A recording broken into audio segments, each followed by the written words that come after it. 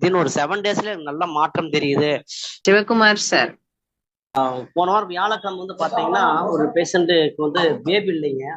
அவருக்காக நான் வந்து நம்மளுடைய ப்ராடக்ட் கொடுத்துருந்தேன்.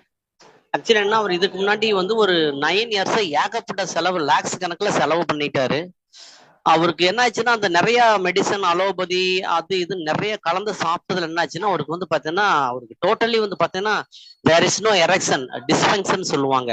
அவர் வந்து பாத்தீங்கன்னா டோட்டலா வந்து அவருக்கு பேபி எரெக்ஷன் எதுவுமே இல்லாம ரொம்ப டிப்ரெஷன் ஆயிருந்தாங்க.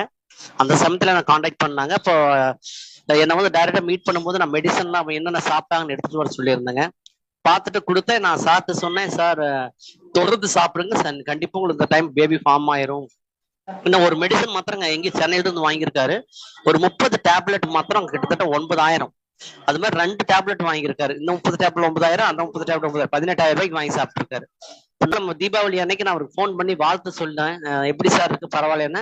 ரொம்ப ஹாப்பிங் டாக்டர், எனக்கு வித்தின் ஒரு 7 டேஸ்ல நல்ல மாற்றம் தெரியுது, எனக்கு ரொம்ப ஹாப்பி, என் ஒய்ஃபும் ரொம்ப ஹாப்பின்னு சொன்னாங்க. ஏன்னா அவருக்கு வந்து பார்த்தீங்கன்னா அவருக்கு டோட்டலி வந்து பார்த்தீங்கன்னா அவருடைய இல்லற வாழ்க்கையில தேர் இஸ் நோ ஹாப்பி, எந்த மகிழ்ச்சியும் இல்லை. அவருக்கு வந்து பார்த்தீங்கன்னா அவருக்கு எந்த செயல்பாடுமே இல்லை அப்படின்ற ரொம்ப கவலை இருக்கும்போது நம்ம மெடிசன் கொடுத்தங்க. Wonderful result.